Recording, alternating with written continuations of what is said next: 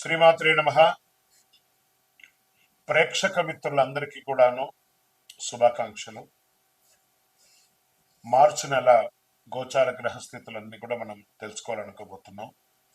ఈ 12 రాసులకి ఎలా ఉండబోతున్నాయి, ప్రతి ఒక్కరికి కూడాను మేము తయారు చేసినటువంటి యొక్క ప్రిడిక్షన్ ఏదైతే మేము ఉన్నామో అందరూ బాగుండాలని అన్ని వర్గాల వాళ్ళని దృష్టిలో పెట్టుకొని గోచార గ్రహస్థితి ప్రకారంగా ప్రిడిక్షన్స్ అనేది ఇవ్వడం జరుగుతుంది. ఈ జాతకం అనేది మీ యొక్క వ్యక్తిగత జీవితానికి ఒక 40% మాత్రమే వర్తిస్తుంది. అదేంటి గురుగారు ఎలా అంటున్నారంటే, మీ యొక్క పుట్టిన సమయం, మీ పుట్టిన date of birth, time of birth ప్రకారం మీ లగ్నాన్ని బట్టి టోటల్ జాతకాన్ని మీరు తెలుసుకోవచ్చు. ఇది వచ్చి గోచారంగా చెప్తున్నాం కాబట్టి.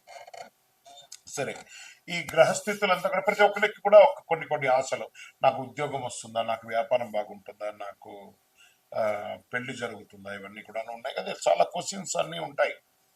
వాటన్నిటికీ కూడాను ఇదొక రిలీఫ్గా ఉంటుంది అని చెప్పగలుగుతున్నాను. తర్వాత మీ యొక్క జాతకం తెలుసుకోవాలనుకుంటున్న వాళ్ళు చాలా మంది మమ్మల్ని సంప్రదిస్తున్నారు, చూస్తారా. ఓన్లీ వాట్సాప్ చేయకండి, కాల్ చేయకండి దయచేసి. వాట్సాప్ చూసిన తర్వాత మా అడ్మిన్ మీకు రిప్లై ఇస్తారు, అదొకటి. తర్వాత 21 సంవత్సరాల లోపు ఉన్న పిల్లలు దయచేసి జాతకం గురించి తెలుసుకోకండి. మీరు చదవండి, చదివి అభివృద్ధిలోకి రండి. 61 సంవత్సరాలు షష్టి పూర్తి అయిన తర్వాత ఉన్నవాళ్ళు, మీరు అన్నిటినీ జీవితంలో చూశారు కాబట్టి మీకు జాతకం అక్కర్లేదండి. మీరు భగవంతుని ఆశీర్వాదం పొందిన వాళ్ళు. అండ్ అడిగేవాళ్ళు ఇల్లీగల్ క్వశ్చన్స్ ఏది అడగకూడదు. మీ ఫినాన్షియల్ అప్పులు బాగైపోయిందని అని అంతా కూడా అలాంటివి అడగకండి. మీ జీవితంలో ఎదగడానికి వృత్తి వ్యాపారం గురించి అడగండి, అదొకటి.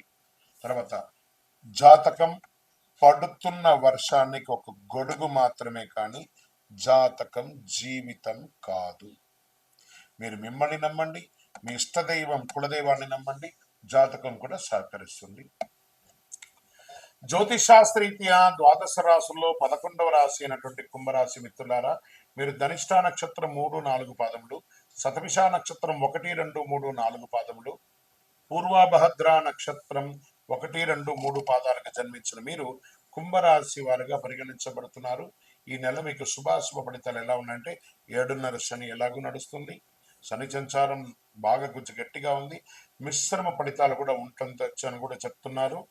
శని సంచారం మిశ్రమ ఫలితాలను కూడా మీకు ఇస్తుందని కూడా చెప్పచ్చు. బృహస్పతి అనుకూలంగా 4వ ఇంట్లో ఉన్నాడు. శుక్రుడు సంచారం మెరుగ్గా ఉంటుంది. 5వ ఇంట్లో కుజుడు. నెల మొదటి భాగంలో సూర్యుడు అనుకూలంగా కాస్త లేకపోయినా ద్వితీయంలో బాగున్నాడు. ఉద్యోగులు అన్ని విషయాల్లో అధికారుల అండదండలు ఉంటాయి. పదోన్నతి, జీతాల పెంపు లాభిస్తాయి. పని భారం పెరుగుతుంది. సహోద్యోగులు సహకరిస్తారు. ఉద్యోగ బదిలీ, స్థానచలనం చెందే అవకాశాలు కూడా ఉన్నాయి. వృత్తి వ్యాపారాలు లాభసాటిగా సాగుతాయి. నెల ప్రారంభంలో క్రయ విక్రయాలు పెరుగుతాయి. అపరిచితులకు ఒప్పందాలు చేసుకోకండి, వాటా ద్వారా లాభిస్తుంది. ఆర్థికంగా ఎవరికి వాగ్దానాలు చేయవద్దు.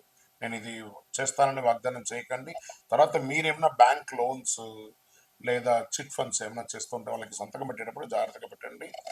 అనుకున్న పనులు అనుకున్న విధంగా పూర్తి అవ్వడానికి కాస్త జాప్యం అవుతుంది, ప్రయత్నం చేయండి. నిరుద్యోగులకు దూర ప్రాంతాల్లో ఉద్యోగం వచ్చే అవకాశాలు ఉన్నాయి. ప్రయాణాల వల్ల ఆర్థిక లాభం ఉంటుంది. ప్రయాణాల్లో మీ యొక్క విలువైన వస్తువులు కూడా కొంచెం జాగ్రత్తగా చూసుకోండి. సమాజంలో పలుకుబడి ఉన్న వారి యొక్క పరిచయాలు పెరుగుతాయి. రావాల్సిన డబ్బులు చేతికి అందుతుంది. మొండి బాకీలు కూడా వసూలవుతాయి. మొత్తం మీద ఆర్థిక పరిస్థితి నిండుగా ఉంటుంది. ప్రేమ వ్యవహారాలు సానుకూలంగా ఉంటుంది. పెళ్లి కోసం ప్రయత్నం చేసిన వాళ్ళకి మంచి సమయం చెప్పచ్చు. వ్యక్తిగత సమస్యలు చాలా వరకు తగ్గుముఖం పడతాయి. బంధుమిత్రుల నుండి సమస్యలు రావచ్చు కాబట్టి వీలైనంత వరకు తక్కువ మాట్లాడండి. భార్యాభర్తల మధ్య చిన్న చిన్న అభిప్రాయ భేదాలు ఉండొచ్చు, అవకాశం ఉంది కాబట్టి ఒకరికొకరు సర్దుకోవడం మంచిది. కుటుంబంలో సభ్యులతో, అన్నదమ్ములతో, అక్కచెల్లెలతో, బంధుమిత్రులతో మాట్లాడేటప్పుడు తరచూ చిన్న చిన్న సమస్యలు వస్తూ ఉంటాయి. జాగ్రత్తగా ఆలోచించి మాట్లాడండి. ఆరోగ్యం నిలకడగా సాగుతుంది. అప్పుడప్పుడు తలనొప్పి, కంటి చిగాకు లేదా కొన్నిసార్లు జ్వరం వంటివి ఉంటాయి. జాగ్రత్త పడండి. విద్యార్థులకు విజయం సాధిస్తారు. రాజకీయ నాయకులకి మిశ్రమంగా ఉంటుందని కూడా చెప్పచ్చు. షేర్ మార్కెట్ మిశ్రమం, మీడియా రంగం వారికి మిశ్రమం, ఐటీ రంగం వారికి కూడా మిశ్రమం అని చెప్పచ్చు. సరే, పాజిటివ్ డేస్ ఏదైనా ఉందనుకుంటే 2, 5, 7, 10, 12 మీకు పాజిటివ్ డేస్గా ఉండొచ్చు. చంద్రాష్టమం ఈ నెల 14, 3, 2025, 12:56 మధ్యాహ్నం నుండి 17/3/2025 1:15 వరకు చంద్రాష్టం ఉంటుంది. ఈ 2.5 రోజులు జాగ్రత్తగా ఉండండి. అన్ని రకాలుగా ఆ, సంతకం పెట్టేటప్పుడు, ప్రయాణం చేసేటప్పుడు, ఇతరులతో మాట్లాడేటప్పుడు చాలా జాగ్రత్తగా ఆచితూచి వ్యవహరించండి. లక్కీ నంబర్ 1 మరియు 9. పరిహారం అయ్యప్ప స్వామి ధర్మశాస్త్ర ఆరాధన చేయండి. ఆదివారం ఉదయం సూర్య నమస్కారం చేయండి.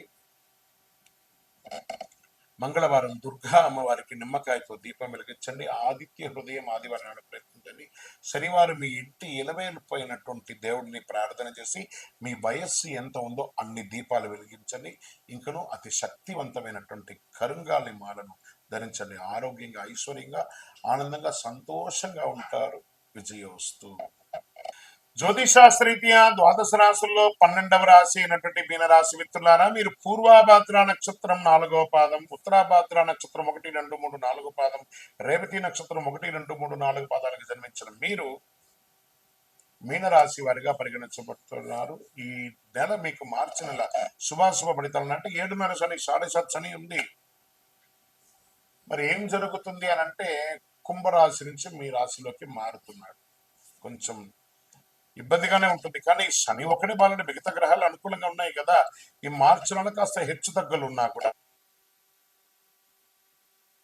మీకు అనుకూలంగా లేకపోయినా సూర్యుడు 5వ ఇంటిని సూచిస్తున్నాడు.